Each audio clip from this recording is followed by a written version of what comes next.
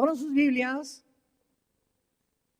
en el capítulo 38 del libro de Ezequiel, en el Antiguo Testamento, desde luego.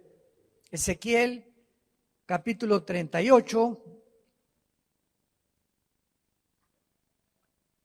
Y en esta segunda conferencia de este día glorioso y maravilloso, vamos a hablar acerca de la invasión rusa contra Israel. Así se titula este tema, la invasión rusa contra Israel. Una de las cosas más maravillosas de la Biblia es que las naciones que aparecen en la Biblia, no aparecen muchas de ellas con los nombres que tienen en el siglo XXI. Por ejemplo, si quieren ustedes buscar en la Biblia a Irán, que ahorita está cobrando una notoriedad impresionante con todo lo que está pasando como una olla hirviendo en el Medio Oriente, en la Biblia aparece con el nombre de Persia. ¿Por qué?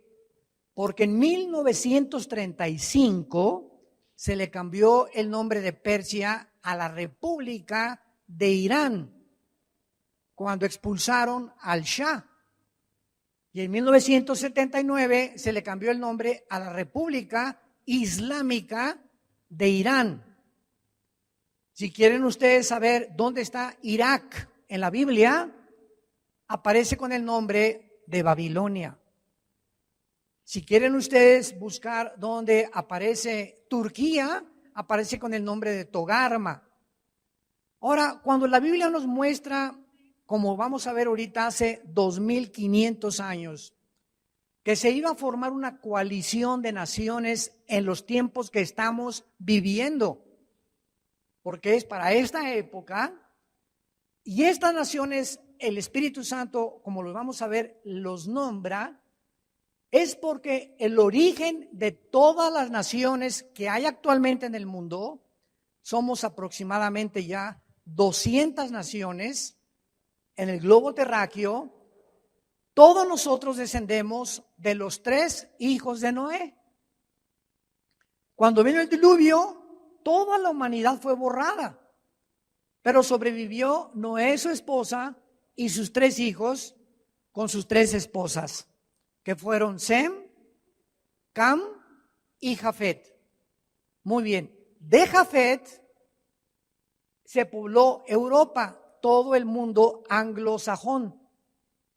De Sem vienen los semitas o los asiáticos, que involucra al Medio Oriente y el Asia Central y el Asia también Baja.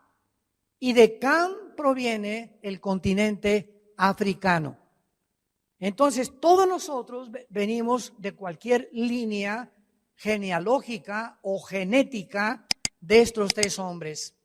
Y cuando en la Biblia aparecen nombres como Cam o Cus o Fut, tenemos inmediatamente que recurrir a Génesis capítulo 10, porque el capítulo 10 del Génesis nos muestra la descendencia de 70 naciones que se formaron de los 3 hijos de Noé. Entonces, leemos en Ezequiel 38 para comenzar. Vino a mí palabra de Jehová: hijo de hombre, pon tu rostro contra Gog en tierra de Magog. ¿Estará hablando Dios de Querétaro? ¿Estará Dios hablando de Atlacomulco o de México cuando dice Magog? ¿De qué está hablando Dios? ¿Cómo podemos nosotros, después de 2500 años, saber quiénes fueron los magogitas? Bueno, aunque el nombre se cambió, la región geográfica de los magogitas nos la dan los historiadores. Los magogitas descienden de los escitas y conquistaron después, o fueron conquistados por los godos, los cuales eran germanos. Y los magogitas fundaron el Imperio Romano Y las naciones que se encuentran actualmente, pongan mucha atención, todas las naciones que se encuentran junto al mar Caspio o al sur de Rusia, Kirguistán, Tayikistán, Uzbekistán, Ucrania, etcétera, etcétera, son las 15 repúblicas con las cuales Rusia, que se llamaba Unión de Repúblicas Socialistas Soviéticas, antes de que el comunismo cayera, ahora simplemente es Rusia, porque era una unión de repúblicas. Estas 15 repúblicas se desmembraron y ya no existe la Unión de Repúblicas Socialistas Soviéticas cuando cayó en 1989 el comunismo y fue derribado el muro de Berlín que dividía Alemania Oriental de Alemania Occidental. Entonces, cuando la Biblia habla de Magog, sabemos nosotros que está hablando de una zona geográfica al norte de Rusia, que son las 15 repúblicas en que se dividió y que ahora Putin las quiere volver a unir y las quiere volver casi a la fuerza, que se integren otra vez a la Rusia antigua. Por eso el asalto a Crimea, hace 2 semanas, más de 50,000 y más de 10,000 tanques rusos se estacionaron en la frontera con Ucrania. Sigue después Lituania y Estonia, que también son fronteras con Rusia, y Putin quiere volver otra vez a que formen parte para fortalecer más la Rusia actual. Y dice a continuación, príncipe soberano de Mesec y de Tubal. La palabra soberano, a los que les quieran apuntar, es la palabra hebrea Rosh, de donde viene la palabra Rus, de donde viene la palabra Rusia. Entonces vemos aquí un grupo de magogitas que están junto al mar Caspio, en sur de la Rusia actual, y ya el Espíritu Santo nos muestra que es Rusia con el nombre de Rosh en el hebreo, príncipe de Mesec y Tubal, y profetiza contra él. Este capítulo comienza con una advertencia de Dios a estas naciones, hace 2500 años. Así ha dicho Jehová el Señor: estoy contra ti, Gog. La palabra Gog en el hebreo significa líder, capitán, comandante, jefe o dirigente. Entonces vemos aquí a un líder llamado Gog que está encabezando una coalición de naciones que vamos a ver a continuación. Estoy contra ti, Gog, príncipe soberano de Mesec y de Tubal. Te quebrantaré y pondré garfios en tus quijadas. Te sacaré a ti y a todo tu ejército, caballos, jinetes, de todo en todo equipados, gran multitud, con paveses, escudos, teniendo todos ellos espadas. Y en los próximos 2 versículos, hace 2500 años, se nos muestran las naciones, señores ateos que nos visitan, historiadores escépticos, asépticos, que están tratando de dudar de la Biblia y que necesitan evidencias históricas, geográficas, paleontológicas para demostrar que la Biblia es un libro que verdaderamente solo Dios pudo profetizar y escribir lo que se encuentra dentro de este volumen de literatura impresionante. Vean ustedes que son las naciones que desde el año pasado se unieron, dándonos a entender qué cosa, que realmente nos encontramos en la última generación o en la última etapa de la historia humana. Persia, versículo 5, póngale ahí, Irán, Cus y Fut. En Génesis 10 son los descendientes de Cam, que son las naciones de Sudán y de Libia. Todos ellos con escudo y yelmo. Gomer, que es Alemania. Qué interesante. Y todas sus tropas, la casa de Togarma, que es Turquía. De los confines del norte y todas sus tropas y muchos pueblos contigo. Prepárate y apercíbete tú y toda tu multitud que se ha reunido a ti, y sé tú su guarda. 1989-90 cae el comunismo como ideología. No duró más de 80 años en el siglo pasado.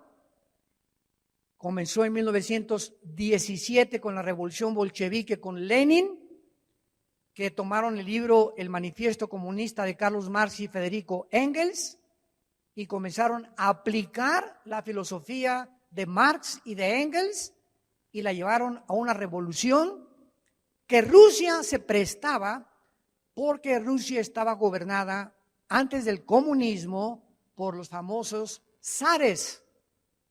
El último zar, Nicolás II, habían llegado a oprimir al pueblo, que se conoce dentro de la ideología del comunismo como el proletariado. Los habían oprimido de tal manera que ya estaban hartos de que les coartaron la libertad, no había expresión, en fin, ¿verdad? Pues se levanta Lenin, organiza la revolución, convence de matar al zar Nicolás II y a toda su familia la mataron, y a sus 5 o 6 hijos chiquitos que tenían todavía. Y se acabó la época de los zares de Rusia, con el famoso Rasputín, que en las películas lo han visto ustedes, que era un brujo que tenía relaciones con la esposa del zar y que además fungía con milagros de sanidad en muchas personas del Palacio Real. Viene la revolución de Lenin y hasta 1989 el comunismo compite contra el capitalismo, contra el libre mercado, contra las democracias. Y simplemente en el siglo pasado, la ideología del comunismo es la culpable de más de 150 millones de muertes.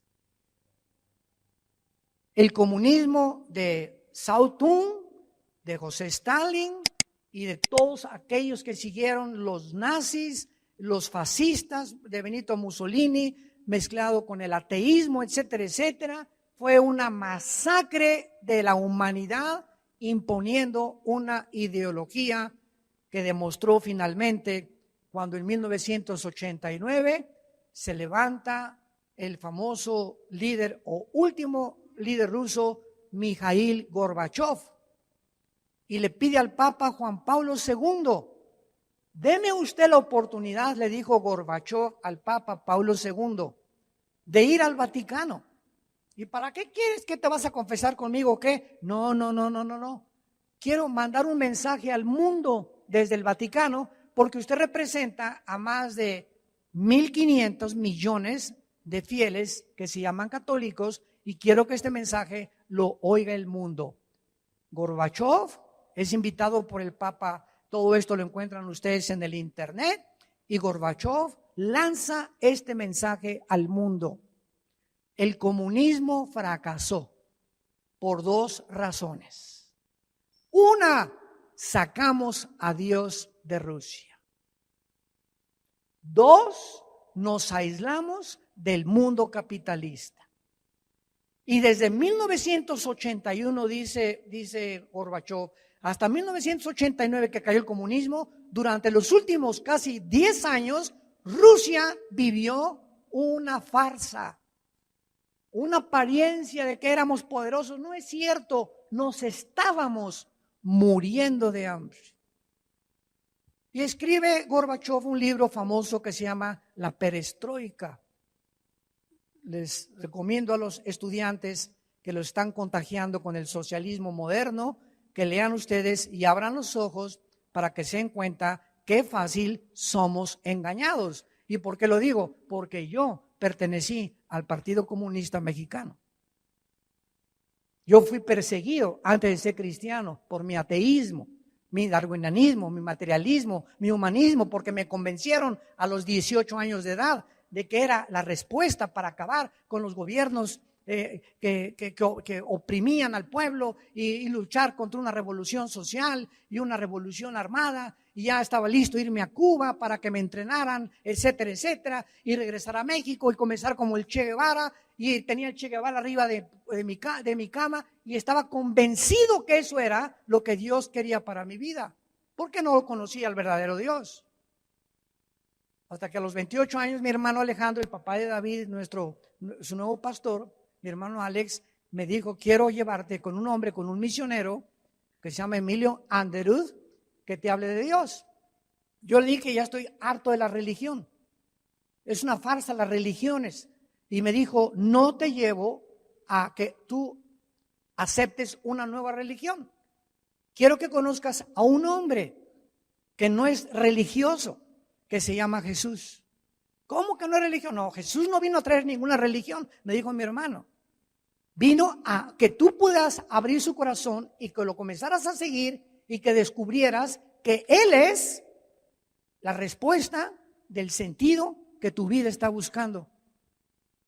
1974, este año cumplo 46 años de cristiano y 43 de ministerio. Este año cumplimos 43 años de predicar este evangelio. Así que no te estoy dando una nueva teoría, una nueva filosofía. Tengo 43 años de estudiar este libro. Caí de rodillas, febrero de 1974, lleno de lágrimas. Me había propuesto jamás llorar en mi vida, porque me dijo mi papá: los machos no lloran. Y no lloraba y guardaba todo y las muertes que tuvimos en la familia y las cosas que sufrí. Y cuando abro la Biblia enfrente de este misionero y me muestra: de tal manera Dios te ama, que ha dado a su Hijo unigénito, de repente, como una cosa de cebolla que me quitaban así capas y capas, sentí que reventaba y que algo nuevo salía de mi vida que no podía impedir llorar y llorar y llorar y llorar. Media hora estuve hincado enfrente de mi hermano y este misionero, pidiéndole a Dios que me perdonara y tuviera misericordia de mí. Y desde esa vez yo supe que era Jesús lo que yo estaba buscando en el comunismo, en la ideología, en el fascismo, en todas las filosofías inventadas por nosotros, los seres humanos. Y ahora nos encontramos que el año pasado y el año antepasado, del 2010 para adelante, hacen alianza la China. Se une con Rusia. Hace una semana Irán se une con Turquía. Y Turquía se une con Sudán y con Libia, las naciones que hace 2500 años escribió el profeta Ezequiel, que formarían la coalición que se vendría, como lo vamos a ver en los tiempos que estamos viviendo. Impresionante que hace algunos meses Irán fue detenido por el expresidente Trump para que no centrifugaran el uranio 235, que es el elemento que produce la bomba atómica. Y llega el presidente actual nuevo, Biden, y deshace el trato que hizo Trump con Irán de prohibirles y congelarles los fondos en sus bancos si no obedecían. Y viene la nueva administración que hay ahorita en Estados Unidos y les permite otra vez a Irán producir el uranio 235. Y ahora Irán, tenemos ya 1 o 2 meses encabezando los periódicos, y bombardaron. Hace 2 días los sirios mandaron un misil. Se están fortaleciendo los iraníes porque ellos sostienen al grupo Hezbollah, que se llama el Partido de Dios en árabe, y que están en el Líbano teniendo su base con más de 150,000, escucha, 150,000 cohetes tiene el grupo terrorista Hezbollah apuntando a Israel. ¿Por qué no han atacado a Israel? Junto con Siria, junto con Egipto y contra Jordania, porque Jordania y Egipto tienen un tratado con Israel todavía. Se unió Marruecos y se unió Bahrein, nación árabe. Pero al mismo tiempo, en este momento, Israel tiene el ejército más poderoso del mundo. Oiga, ¿cómo? Si es una cosita así, es una chinche geográfica, Israel chiquitita, Egipto grandotote, y Siria grandotote, y Rusia grandotote, y la China más. ¿Cómo puede tener Israel el ejército más poderoso del mundo? Porque la tecnología militar que tienen los israelíes no la tiene nadie. La aviación israelí, desde 1948, que se independizaron como nación libre y soberana, la aviación israelí es insuperable. Ni los MiG rusos, ni tampoco los Falcon de Inglaterra, ni los F-15 de Estados Unidos. Ahora tienen el F-35, que es el avión de combate más poderoso del mundo, y tienen más de 75 F-35. Y todas las bases de la aviación israelí la tienen debajo en subterráneos. Y tú vas a Israel y de repente oyes como el ruido ensordecedor de los F-35. ¿Y de dónde salieron? ¿En qué aeropuerto están? Están escondidos debajo de la tierra. Impresionante. Entonces ellos saben que en cualquier momento o cualquier bomba que maten, y el escudo que tienen para impedir que vengan bombas en contra de ellos es el escudo que Estados Unidos ha levantado en el sur de California y en Nueva York y en el área este de Estados Unidos, enfrente del mar Atlántico. Ahora, ¿cómo sabemos que estas naciones que acabamos de enumerar son las naciones que vendrán en el tiempo que vivimos contra Israel? Israel en 1948, que fue y se formó como una nación, en un día Israel se formó como una nación. Desde 1948 los Estados Unidos de Norteamérica la han protegido. Hasta el presidente Trump. Ahora que ya se fue el presidente Trump republicano, el nuevo gobierno que entró, este gobierno que está ahorita en Estados Unidos, nadie lo hubiera imaginado. Nadie hubiera imaginado que el país que enarboló la bandera de la democracia y la libertad, Estados Unidos de Norteamérica, y que fue un modelo para el capitalismo, la democracia de cientos de naciones, cambió así como un camaleón de piel, y ahora la nueva administración que está en Estados Unidos es un gobierno socialista. Socialista.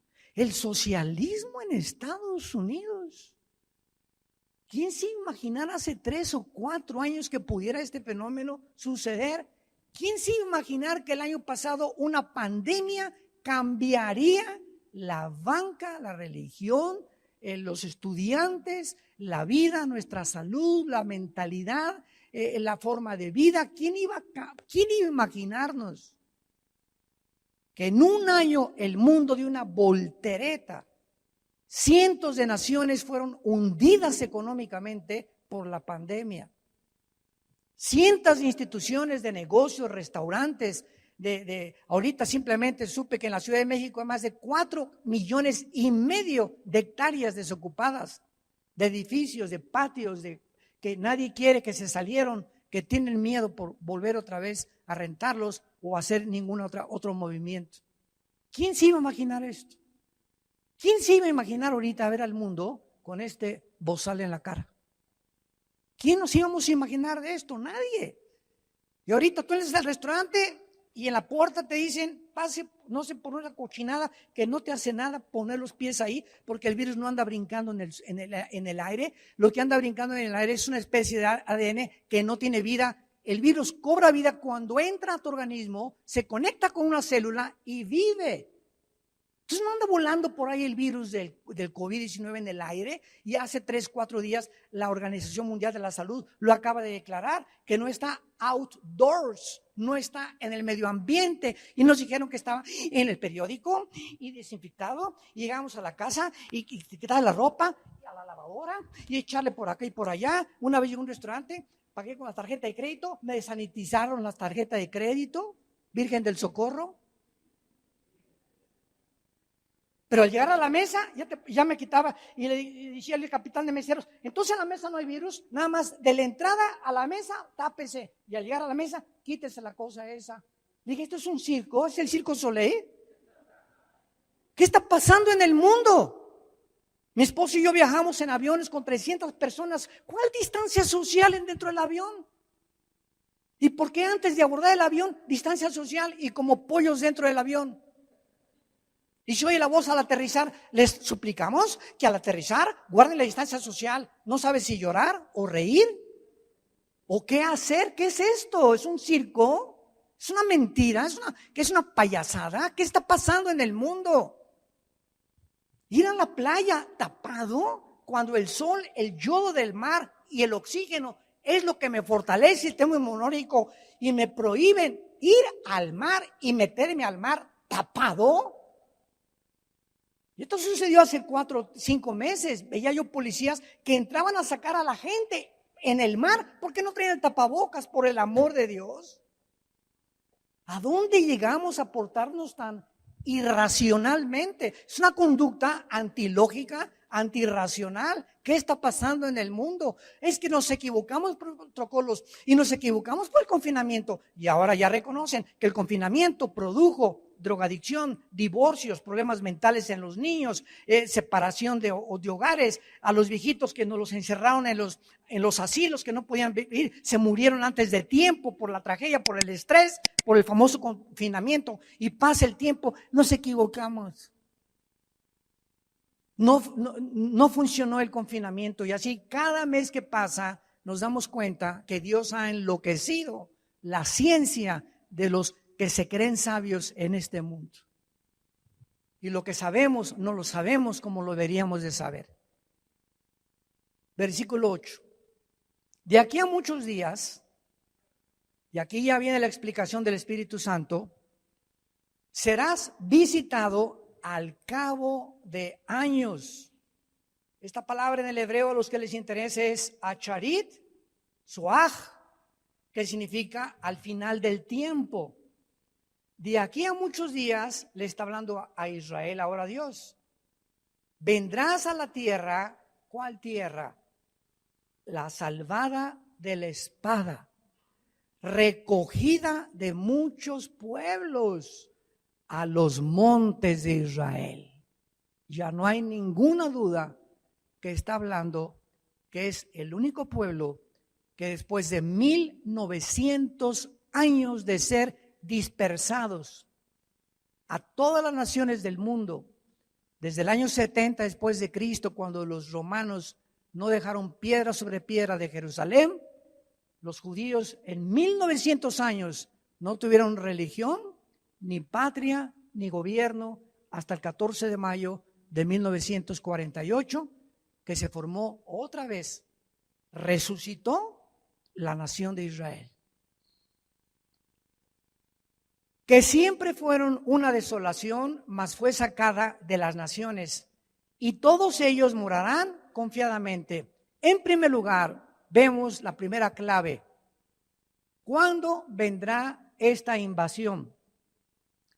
En los últimos tiempos y cuando Israel more en su tierra. Si en 1948 Israel no hubiera regresado a su tierra, esta profecía podrían todos burlarse de ella.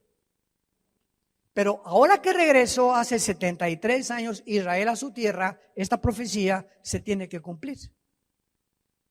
Lo que nos indica que el regreso de Israel a su tierra marcó la cuenta regresiva de los últimos tiempos. Si alguien me pregunta en qué tiempo nos encontramos, en los últimos tiempos, ¿desde cuándo? Desde 1948. Y Jesucristo en la parábola de la higuera, Mateo capítulo 24, 32 en adelante, cuando vean la higuera reverdecer y brotan las hojas, saben que el tiempo está cerca.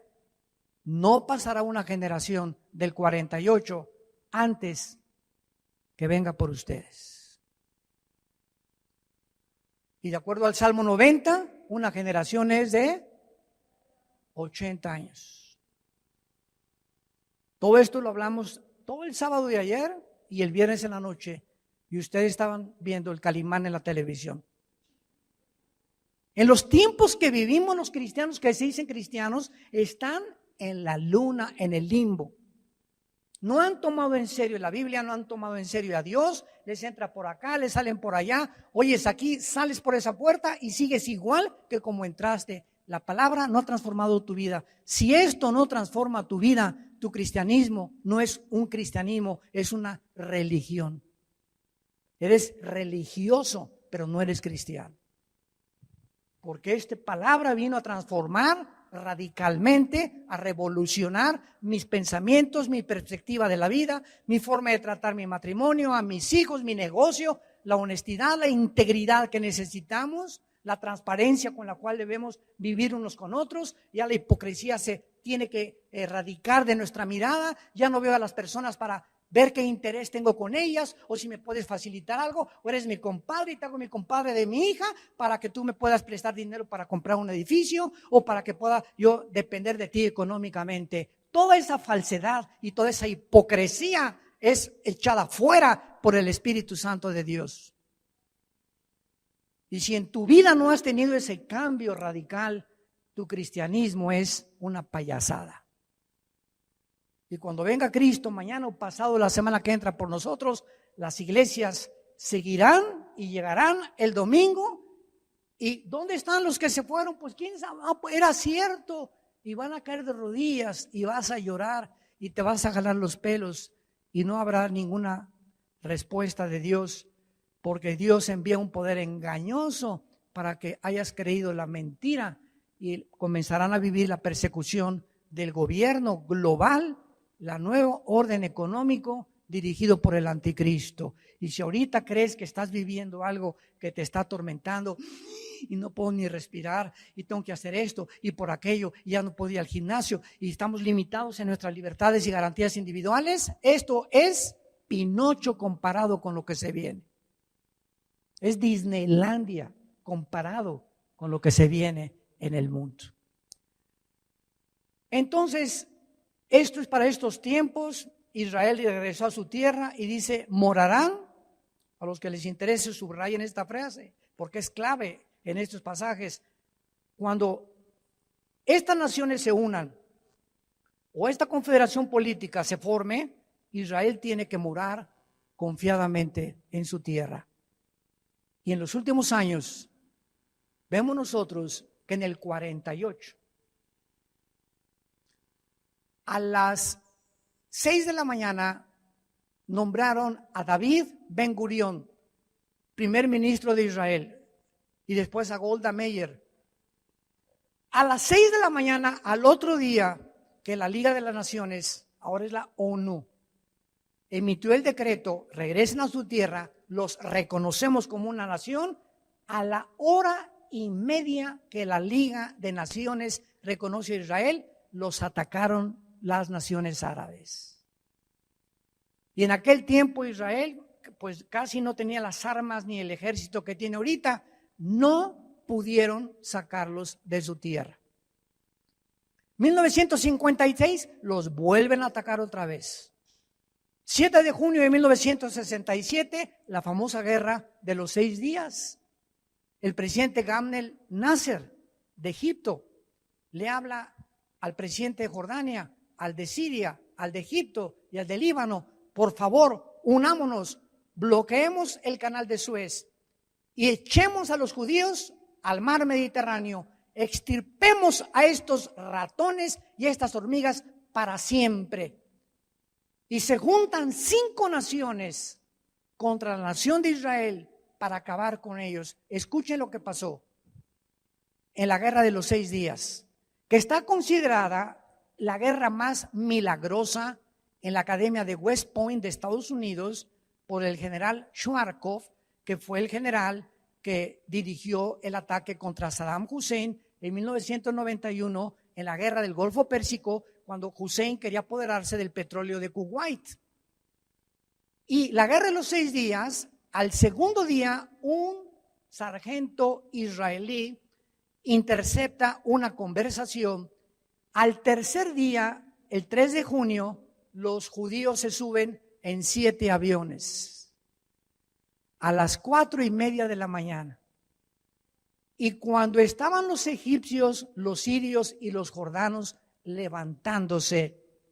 Desde el aire, el tercer día, bombardean todo el aeropuerto del Cairo y destruyen toda la aviación egipcia, toda la aviación de Jordania y toda la aviación de Siria.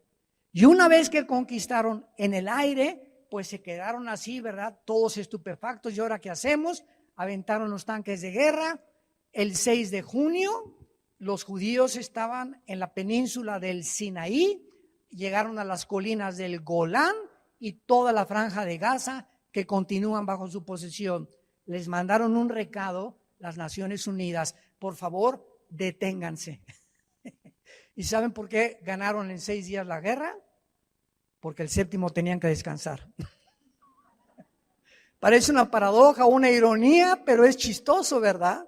En 6 días ganaron la guerra a 5 naciones. Y después vino del 73, la de Yom Kippur, tampoco los pudieron sacar. Y ya del 73 se levantó Yasser Arafat, el líder de la Organización para la Liberación de Palestina, para tratar otra vez de destruir Israel. Muere envenenado Yasser Arafat. No, él forma el grupo de Hamas, con Mahmoud Abbas ahorita ahí en la franja de Gaza. Y hasta el 2021 no han podido sacarlos de su tierra, porque dice Amós capítulo 9, versículo 14 y 15, ha dicho Jehová que cuando yo lo regrese, nadie lo sacará. Él es el Dios que creó los cielos y la tierra, el Dios que hizo la Biblia, para que nosotros seamos testigos de que no hay Dios más que Él. No conozco ninguno, Él es el principio y Él es el final. Y nos deja escrito esto para que nuestra confianza y nuestra esperanza no esté en los hombres, sino esté en su Hijo, que dio su vida en una cruz por todos nosotros. Ahora, en penúltimo lugar, dice el versículo otra vez, 11, que van a vivir confiadamente como están ahorita Israel, están en ese estado. Versículo 12, el pueblo recogido entre las naciones. Versículo 14, en aquel tiempo cuando mi pueblo Israel habite con seguridad, no lo sabrás tú. Y versículo 16, subirás contra mi pueblo Israel como nublado para cubrir la tierra. Será al cabo de los días. La palabra hebrea ahí es acharit, otra vez yom, que son los días que estamos viviendo.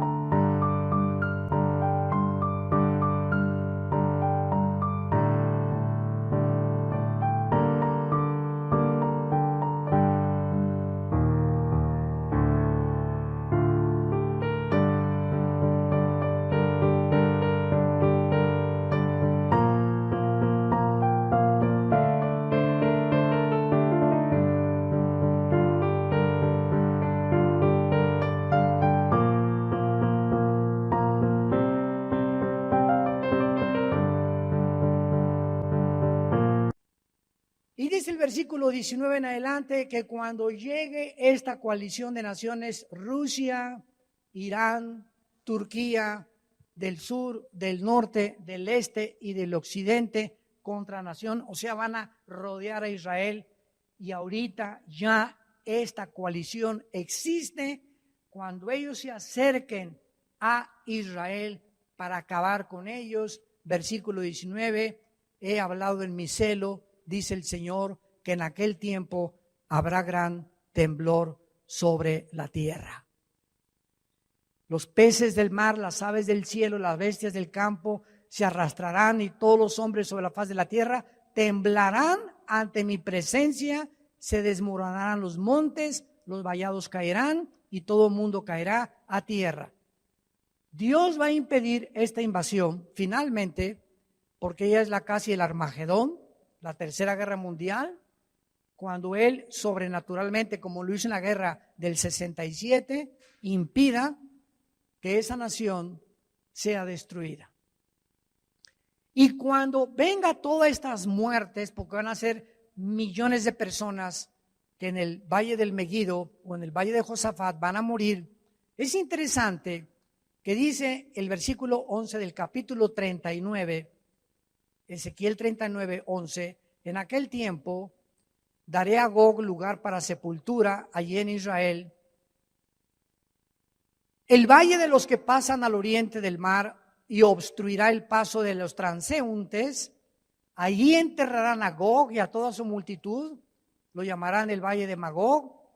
Versículo 12, y la casa de Israel los estará enterrando, o sea, todos los soldados muertos por 7 meses para limpiar la tierra. Escuchen lo que sigue.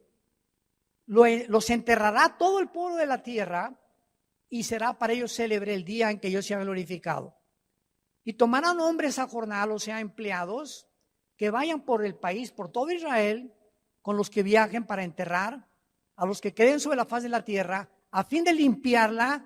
Al cabo de 7 meses harán el reconocimiento. Y pasarán los que irán por el país, y el que vea los huesos de algún hombre pondrá junto a ellos una señal, hasta que los entierren los sepultureros en el valle de Amón-Gog. Dios está diciendo aquí, pregunta, ¿por qué hace 2500 años, cuando no se describía ni se descubría la guerra bacteriológica ni los efectos de la radiación nuclear, todavía no se descubrían? Dice hace 2500 años que habría necesidad de que los entierren y que les pongan una banderita para que los que pasen por ahí no se acerquen. ¿Con qué propósito? Esta guerra será nuclear. ¡Qué increíble! Impresionante que el Espíritu Santo se haya adelantado para darnos testimonio de que antes de que se soltaran las 2 bombas atómicas, agosto de 1945, en Hiroshima y Nagasaki, los 2 puertos japoneses, donde murieron más de 125,000 japoneses por 2 bombas atómicas, la radiación que emite rayos ultravioleta, rayos gamma, rayos ultrarrojos, a la piel, se les hundieron los ojos, se les deshizo la piel, y estos efectos de la radiación nuclear están escritos en la Biblia. Es impresionante, cuando venimos a la Biblia, descubrimos que solo Dios pudo haber escrito estas cosas y que lo que dice la Biblia lo estamos viviendo porque somos sus testigos. ¿Qué estoy haciendo yo aquí desde este lugar? Dándoles testimonio de este libro. Para que el que tenga oídos oiga, el que tenga ojos vea, y los que están endurecidos, amargados, resentidos en su corazón, se doblen su rodilla al Espíritu Santo hoy y le pidas perdón a Dios por tus pecados y lo invites a tu vida como tu Señor y como tu Salvador. Lo quisieras hacer en esta mañana, preparándonos ante la antesala de lo que se viene sobre el mundo, la Tercera Guerra Mundial. Prepárate para encontrarte con tu Dios. Oremos. Gracias, Señor, por tu palabra en esta mañana. Lámpara es a mis pies tu palabra, lumbrera mi camino. La suma de tu palabra es la verdad. No hay nada en ella perverso ni torcido. Todas mis palabras son rectas al que entiende y razonables a los que han alcanzado la sabiduría. Porque el principio de la sabiduría es el temor de Jehová. Y cuando el ser humano comienza a reconocer al Dios de la Biblia, al Dios y Padre de Abraham, de Isaac y de Jacob, al Dios y Padre de Jesucristo nuestro Señor, como el único vivo y verdadero Dios, nuestras vidas son transformadas radicalmente y descubrimos que vivimos y hoy amanecimos porque Dios quería que tú oyeras esta palabra. Mañana no sabemos si vamos a vivir nadie, porque la vida no es segura para nadie. Pero el día que llegue el momento de partir de este mundo al cielo, que podamos morir en paz, sabiendo que tenemos a un Salvador que dio su vida con su sangre en la cruz y que hoy te habló y te dice, arrepiéntete de tu vida. Arrepiéntete de tus pecados. Deja de vivir como un zombie, como un robot, sin rumbo, sin propósito, sin sentido, de botella en botella, de droga en droga, de hombre en hombre, de mujer en mujer, de cine en cine, de teatro en teatro, buscando siempre y sin encontrar. Porque el agua que yo les doy a beber, dijo Jesús, no te dará sed. Cualquier otra agua que tú bebas te dejará sediento. Pero yo soy el agua de la vida. El pan que descendió del cielo y puede alimentar tu vida espiritual. Yo soy el principio y el final, la resurrección y la vida. Y todo aquel que crea en mí no morirá eternamente. Vivirá para siempre junto conmigo, reinando a las naciones en las generaciones futuras, después de que este mundo que ha llegado a descomponerse, a perderse al grado que estamos viviendo, puedan entender que todo sucedió porque me rechazaron, se volvieron dioses y se convirtieron en tontos y necios delante de mí. Profesando ser sabios, se hicieron necios.